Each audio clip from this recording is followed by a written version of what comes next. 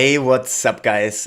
Good morning to everyone. Today is an especially exciting day as I'm talking about a new product that could be revolutionary.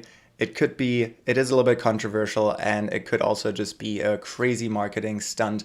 I'm going to be talking about the Tesla robot, or the Tesla bot. It was unveiled by Elon Musk this weekend during the Tesla AI Day. And even though there was some information about this out there already beforehand, this weekend we got a lot of more information in order to understand what is Tesla doing, why they're doing it, and what this could potentially be. There's a lot of controversial stuff going around it. People are hating on it on the internet, and other people are loving it. So I wanted to react to the Tesla AI Day and their announcement on the Tesla Bot Live in order to get an understanding of what does this mean for venture capital, what does it mean for startups, what does it mean for Tesla shareholders, and how can we incorporate this information to learn more as engineers, as investors, and as everyday people. So let's dive right into it. Here we see the start of the AI Day. And it starts off very dramatic, just like how Elon Musk likes to make an entrance. And this video in total is 3 hours long, but we won't be here for that long. I will just cover the bits about the Tesla bot, and then we will do some analysis on what's really going on here. All right, great. Welcome to Tesla AI Day 2022.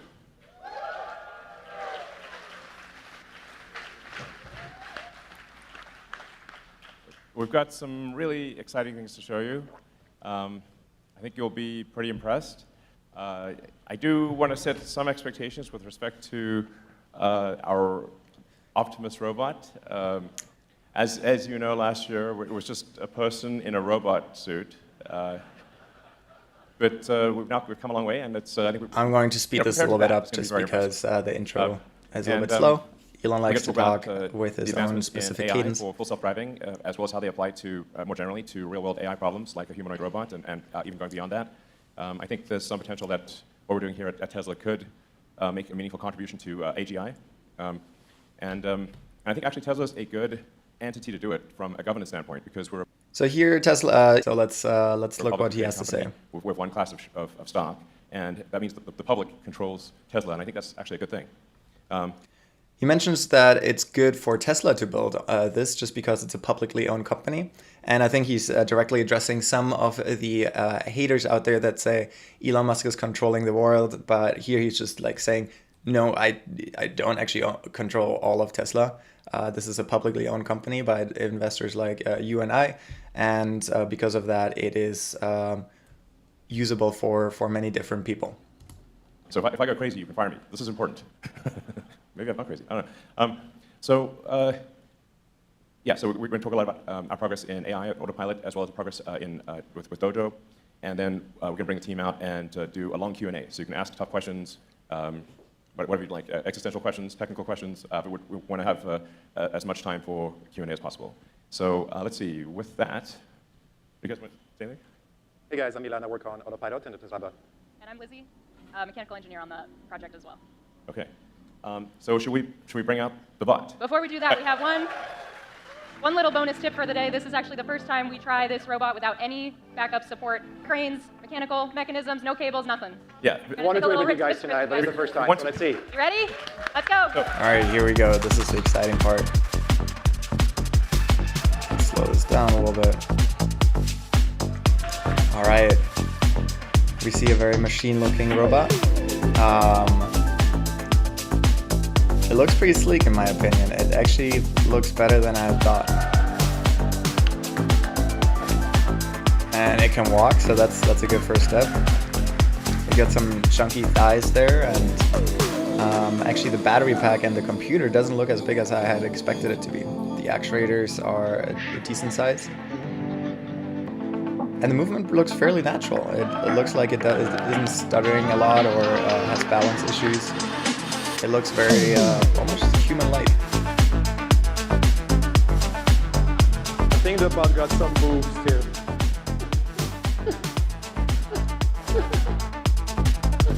do some waves. I assume that this is pre-programmed. Wouldn't expect So this anything is less. essentially the same full self-driving computer that runs in your Tesla cars, by the way. All right, so he says that they're using similar This actuators is as in literally the Tesla first time cars. the robot has operated without a There's Tesla. a ton of wiring in the back here. But that's also to be expected from a development bot.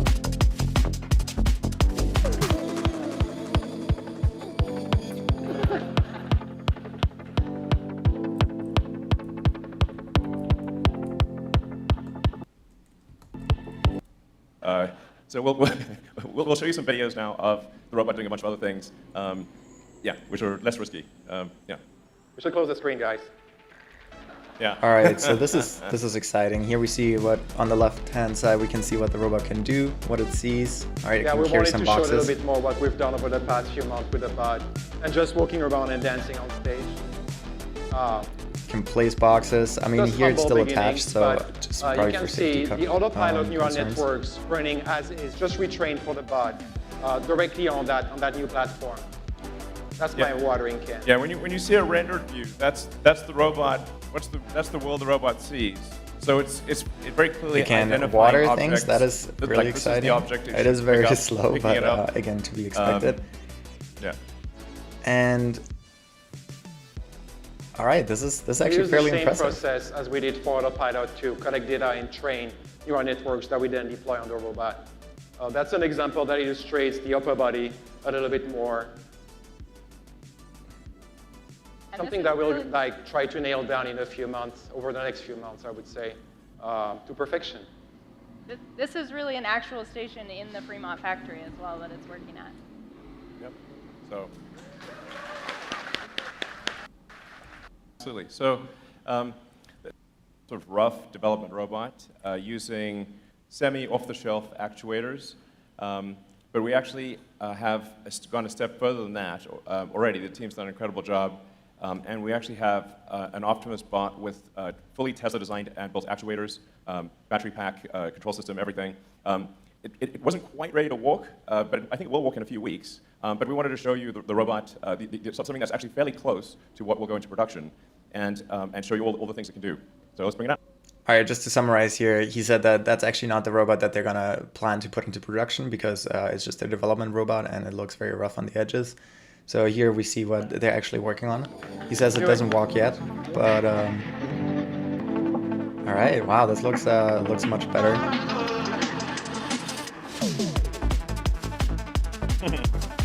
It can wave. It looks sleeker. The actuators look at least more covered, if not even a little bit lighter and smaller. The chest plate just covers up all of the electronics. I'm a little bit disappointed that it cannot walk yet, especially since we saw the other one walking. So you would wonder that it's pretty much the same thing, right? That can, So here you're they can seeing just use Optimus the same with machine that can walk. with the degrees of freedom that we expect to have in Optimus Production Unit 1, which is the ability to move all the fingers independently, to have the thumb have 2 degrees of freedom, so it has opposable thumbs, and both left and right hand, so it's able to operate tools and do useful things. Our goal is to make a useful humanoid robot as quickly as possible. And we've also designed it using the same discipline that we use in designing the car, which is to design it for manufacturing such that it's possible to make the robot in high volume at low cost with high reliability. So that's incredibly important. I mean, you've all seen very impressive humanoid robot demonstrations, and that's great, but what are they missing? They're missing a brain. They don't have the intelligence to navigate the world by themselves. And they're also very expensive and made in low volume. Whereas Optimus is designed to be an extremely capable robot, but made in very high volume, probably ultimately millions of units, and it is expected to cost much less than a car. So. All right, this is super important right here. I think this is the whole philosophy of Tesla of why they're working on it, and I just wanted to touch on those things, and that is all right. Let's look at the problem. He says that there's already humanoid robots out there, but what is missing for them? He says that they're missing a brain, so they're really not that smart. They always have to be pre-programmed for each task, and secondly, he says that they're produced in really low production volume. And this is something that Elon Musk uses in all his companies, with Tesla, with SpaceX, with the Boring Company. He wants to produce things at a super high production rate because in his philosophy, the faster you fail, the faster you can succeed. And the faster the iteration cycle is to bring out new products, the faster you can actually innovate and develop on them. So what is he trying to do? Let's go back to this. He says he has pretty much three requirements Whereas, here. the Optimus is designed to be an extremely capable robot. So it needs to be but capable. made in very high volume, probably ultimately millions of units. Produced in high volume. And it is expected to cost much less than a car.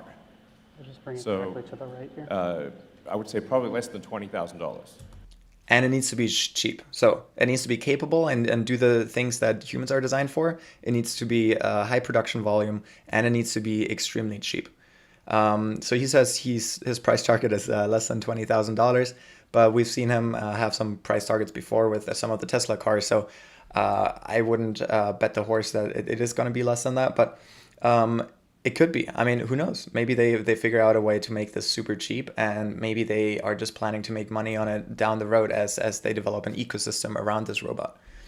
Would be my guess. Well, I think that is fairly impressive. I like that design philosophy and the way that they approach this problem. The potential for Optimus is, I think, appreciated by very few people. Hey! I like the jankiness of it. As usual, Tesla demos are coming in hot. Yeah. So, Okay, that's good. That's good. yeah. The team has put in an incredible amount of work, working days, 7 days a week, burning the 3 AM oil to get to the demonstration today. Super proud of what they've done. They've really done a great job. I'd just like to give a hand to the whole Optimus team.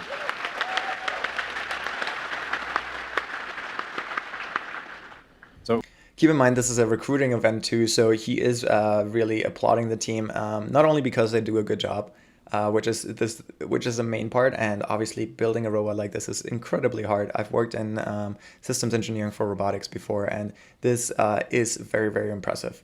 They'll probably go into the tech specs in just a second, but the main reason that Tesla is doing the AI Day is for recruiting. It's a little bit for marketing, but really it's to recruit the smartest engineers to work on these cool projects that they're working on. And that's why bringing out the team and having the team explain what the robot does humanizes the job and really shows that, hey, if you join our team next year, you could stand on the stage and present the next robot. now there's still a lot of work to be done to refine Optimus and improve it, obviously, because it's just Optimus version 1. And that's really why we're holding this event, which is to convince some of the most talented people in the world, like you guys, to join Tesla and help make it a reality and bring it to fruition at scale such that it can help millions of people. And the potential like is really boggles the mind, because you have to say, like, what is an economy? An economy is sort of productive entities times their productivity, capita times productivity per capita. All right, this deserves to be slowed down here too. Millions of people. I really like his philosophy on this. And the potential, like I said, is really boggles the mind, because you have to say, like, what is an economy? An economy is sort of productive entities times their productivity, capita times output, productivity per capita. At the point at which there is not a limitation on capita, it's not clear what an economy even means at that point. All right, so he says that an economy or an economic output is really the number of productive actors times the productivity. And in this case, usually it's defined in terms of human terms, where you say one human can give X amount of output or economic output, and that is the economy, right? So it's the GDP per capita times the number of people that live within the economy. But what he's hinting at here is that what if you replace a bunch of work or humans and you add to that robots that have a productive output? Then you can basically have an economy that's limitless, that can scale beyond the wildest dreams just based on the productivity of the robots and how many robots you have out there. And I think that's Elon Musk's real goal and motivation behind this, is that he believes that the declining birth rate is really one of the largest threats to the economy and to the world and civilization. So he says, what if we just replace the economy with a lot of robots, and then we can keep having productive output even if our birth rates and the numbers of humans that are alive declines? An economy becomes quasi-infinite. So what taken to fruition in the hopefully benign scenario, this means a future of abundance, a future where there is no poverty, where people. And here's the grand vision, right? The slam dunk. Why do we want to bring in new engineers? Is in order to, by painting a large vision, and that is no poverty, which is massive, and everyone is striving for that. So working on a goal that big really motivates people to work 24/7, to not take any breaks, and really to believe that you're working in this. It's almost cult-like. You believe that you're working in the greatest company in the world. And I'm not saying it's not that. I'm also not saying it is that. But that's why he's bringing out this vision part here. So well done, Elon. It really is a fundamental transformation of civilization as we know it. Obviously, we want to make sure that transformation is a positive one and safe. But that's also why I think Tesla as an entity doing this, being a single class of stock publicly traded, owned by the public, is very important. And should not be overlooked. I think this is essential, because then if the public doesn't like what Tesla's doing, the public can buy shares in Tesla and vote differently. This is a big deal. Like, it's very important that I can't just do what I want. Sometimes people think that, but it's not true. It's very. All right, so in order to keep this stream from going the whole 3 hours, I'm just going to skip through the next parts of these videos. And if you want to watch the whole video, obviously go to the Tesla AI Day 2022. You can watch it there.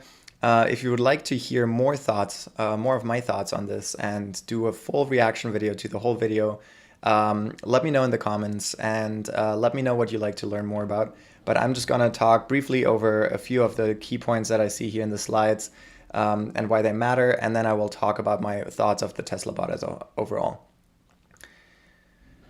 So here they're comparing it to the human form. How much power it takes. Here they show what the Tesla robot, the latest generation, looks like. To roll all of those key features. They're saying that it uses a battery pack that is 2.3 kilowatt hours and a 52-volt nominal architecture with integrated electronics. So I didn't expect anything less. 2.3 kilowatt hours. I'm not sure if that's enough for this robot, but they probably talk in the presentation more about how long the charging cycle looks.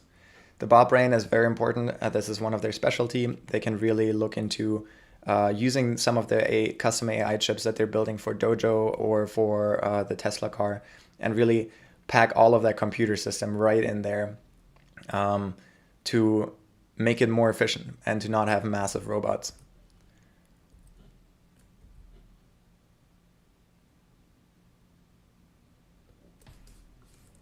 So here they also talk about, unfortunately they don't show more, they show that the hands have 11 degrees of freedom, and then they have 28 structural actuators, which is not quite that much considering how many muscles we have that are working independently of one another. 28 actuators is actually fine, and it looks like they get a huge amount of range of motion, which is phenomenal. Then they show that they have 11 degrees of freedom in the hands. That is very important, just because they're planning to use the robot to put most of their engineering talent into the hands in order to really get the robot to do anything that a human is trying to do with their hands. Pick up things, move different fingers, use the opposable thumb. And that is actually really cool. So here they show the control design and probably talking about the challenges of actually making a robot stand and walk. Here they're talking about the system cost for a cloud of actuators. So this probably has to do with the training of the robot. Here they're talking about the robot hand. It's biologically inspired. It does have 4 fingers. I'm not sure if that is really necessary. Most of our tasks that we do don't require actually all of our fingers. I'm curious to see why they don't just do the thumb, the pinky, the pointer, and the middle finger, and maybe eliminate the ring finger. I don't know. Maybe just to make it more human-like. Here they talk about the design for the hands and for the different gears and the actuators. They talk about the autonomy and the visual navigation. So here they probably talk about how it isn't pre-designed. It just has a goal in mind and then learns from it as it walks through the environment. And it uses different markers in order to stabilize it in 3D space. So this shows again that they don't use LiDAR in order to navigate, but actually use artificial intelligence, just like how they have with their path planning for the Tesla car. Here they show the evolution, and we can see that it really took slowly, and now it's actually learning more and more and gets faster and faster. They talk about the challenges of walking. That is really easy for us to balance, to walk very power efficiently. And now they talk about the challenges from an engineering standpoint of how do you actually get a robot to walk. They talk about path planning and locomotion planning. So it's not just like a car where you can just move forward and it's in a line. Now you have like a third element. You have the center of gravity here that's shown. You have each step, the path planning for each foot, and how you now need to integrate that into the system design. Here I think they go over an evolution of how they got the robot to be stable and the control systems that they use. And they talk more about what's next for it. So overall, I believe that this is a really incredible feat of engineering. It's not anything that hasn't been done before. There's the Boston Dynamics robot Spot. There's a Boston Dynamics robot that does those flips, and if you want me to cover that in detail as well. But they are structurally different, and they have a different philosophy. What they do is simple. They focus on high production volume, they focus on low cost to the consumer, and they focus on usability instead of having a pre-programmed robot. So I can easily see a future where you can just upload your app, you train the robot on doing dishes, on cooking, on taking out the trash, and then you upload that to an app, and then there's an ecosystem where people say, hey, I want my robot to do this, and then they download it from the App Store. And that's not only for household tasks. I think the first use case is going to be in factories to replace line workers or to replace dangerous tasks that currently humans don't want to do. And in that sense, I believe this is spectacular. I think this has a lot of potential. I'm excited to see where they're going with this next. I think it will have a lot of socioeconomic challenges that come with it if we are able to replace jobs. Where are these workers going to work? But overall, I think this is very impressive, and I'm excited to see where this is going next. Please let me know what your thoughts were in the comments. Should I cover more of this type of material? Would you like to see more Reacts video? Would you like to see a longer video? Just please let me know. If you like this content, subscribe, and I have some exciting videos that are coming up, so stay tuned for those. And until next time, peace out.